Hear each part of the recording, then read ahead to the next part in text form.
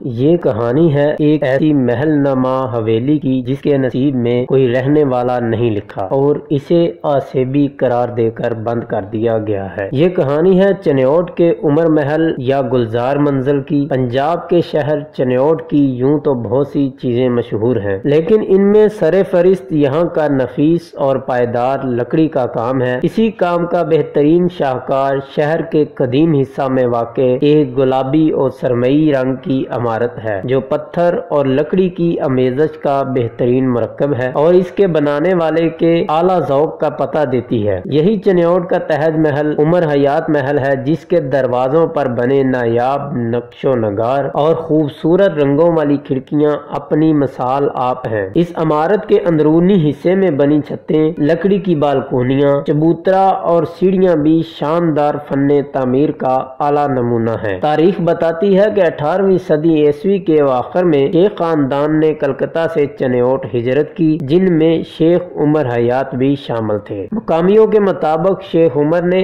اپنے خاندان کے خلاف جا کے شادی کی تھی، جس کا خمیازہ انہیں معاشی بائیکاٹ کی صورت میں بھگتنا پڑا اور وہ کلکتہ چلے گئے۔ ان دنوں کلکتہ بر صغیر کی ایک بڑی بندرگاہ اور تجارتی منڈی تھی، جہاں 20ویں صدی کے اوائل میں چنیوٹی شیخ رہائش پذیر ہوتے۔ شیخ عمر نے وہاں جہاز توڑنے کی صنعت اور مختلف دوسرے کاروبار کیے اور خود کو ایک کامیاب تاجر منوایا۔ جب 1920 میں ان کے ہاں ایک بیٹے کا جنم ہوا جس کا نام گلزار محمد رکھا گیا تو چنیوٹ کی دھرتی پر بہتے چناب کی موجوں کی کشش نے ان کو اپنی جانب کھینچا اور انہوں نے یہاں اپنے بیٹے کے لیے ایک شاندار عمارت بنوانے کا فیصلہ کیا۔ چنانچہ عمر حیات نے اپنے قریبی عزیز سید حسن شاہ کو اس شاندار عمارت بنانے پر مامور کیا۔ سید حسن شاہ کے ساتھ مختلف مقامات کے مشہور فنکار بھی مامور تھے، جنہوں نے 10 سال تک اس کام کے لیے دن رات ایک کر دیا۔ ان میں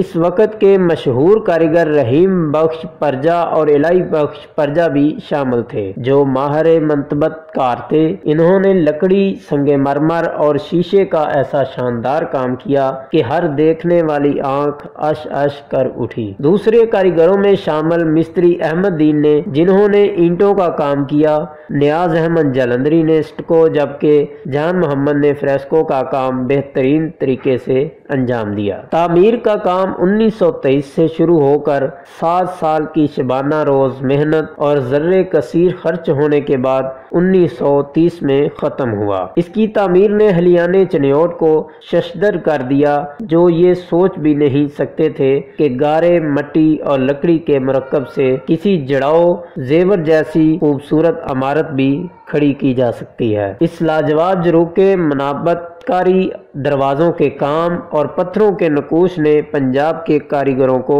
ہلا کر رکھ دیا۔ لکھنے والوں نے ضلعی گزٹ میں اسے ایک مقامی عجوبہ قرار دیا، لیکن شمعی قسمت کے اس کی تعمیر مکمل ہونے کے بعد 1935 میں شیخ عمر حیات وفات پا گئے۔ شیخ عمر حیات کا اکلوتا بیٹا گلزار محمد اس وقت 15 سال کا تھا۔ غم سے نڈال شیخ عمر حیات کی بیوہ نے یہاں نہ رہنے کا فیصلہ کیا اور کافی عرصہ یہ محل بند پڑا رہا۔ کچھ عرصہ گزارنے کے بعد ماں بیٹا محل میں منتقل ہو گئے اور گلزار محمد نے 1937 میں 17 سال کی عمر میں اسی محل میں دھوم دھام سے شادی کی، جسے چنیوٹ کے بزرگ آج بھی یاد کرتے ہیں کہ اس جیسی شاندار تقریب پھر کبھی نہ ہوئی، مگر جو نصیب میں لکھا ہو وہ ہو کے رہتا ہے۔ ولیمے کے دن صبح کو گلزار محمد کی لاش غسل خانے کے فرش پر پڑی ملی۔ کہتے ہیں کہ اس کی وجہ غسل خانے میں نصب حمام میں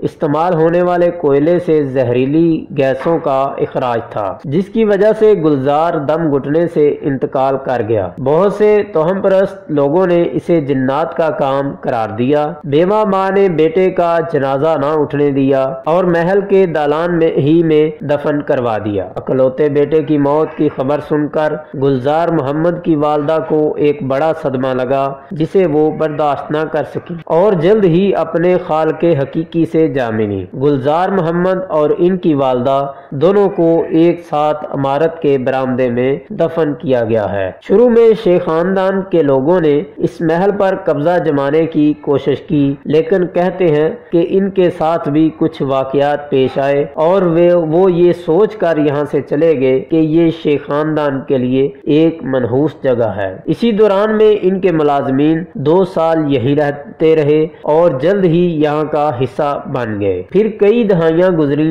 یہ محل یوں ہی ویران پڑا ہے۔ ایک عرصہ بند رہنے کے بعد شہر کے چند معززین نے یہاں یتیم خانہ کھلوا دیا، لیکن اسے بھی جلد بند کر دیا گیا۔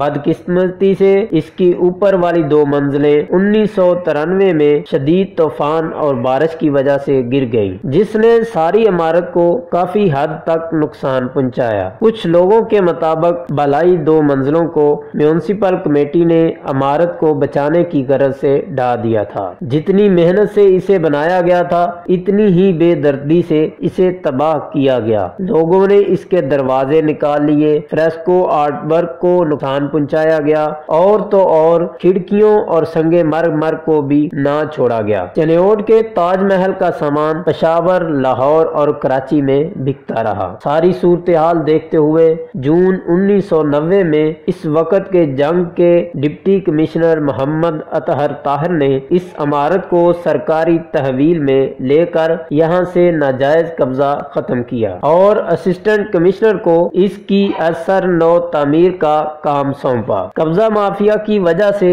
اس کی تاریخی اہمیت ختم ہوتی جا رہی تھی، لیکن چنیوٹ کے اسسٹنٹ کمشنر محمد امجد ثاقب نے مقامی تاجروں کے ساتھ مل کر فنڈز اکٹھے کیے اور اس کی مرمت کروائی، جس سے اس محل کو عارضی ہی صحیح ایک نئی زندگی مل گئی۔ ضلعی حکومت کی جانب سے گلزار منزل کو لائبریری اور میوزیم بنانے کا فیصلہ ہوا اور پھر اسے ہر عام و خاص کے لیے کھول دیا گیا۔ میونسپل لائبریری اور مقامی لوگوں کی طرف سے ہزاروں کتابیں یہاں رکھوائی گئیں۔ اس وقت اسے میونسپل کمیٹی نے سنبھال رکھا ہے۔ اب اس عمارت کو لائبریری، ثقافتی مرکز اور میوزیم ہونے کا درجہ حاصل ہے، لیکن نام کا، کیونکہ تمام کتابیں اور میوزیم کا سامان نچلی منزل میں بند کر دیا گیا ہے۔ حکومت کی دلچسپی اس تاریخی ورثے میں نہ ہونے کے برابر ہے۔ گلزار منزل میں واقع لائبریری کا نام شیخ عمر حیات لائبریری رکھا گیا ہے۔ بعد میں میونسپل کمیٹی نے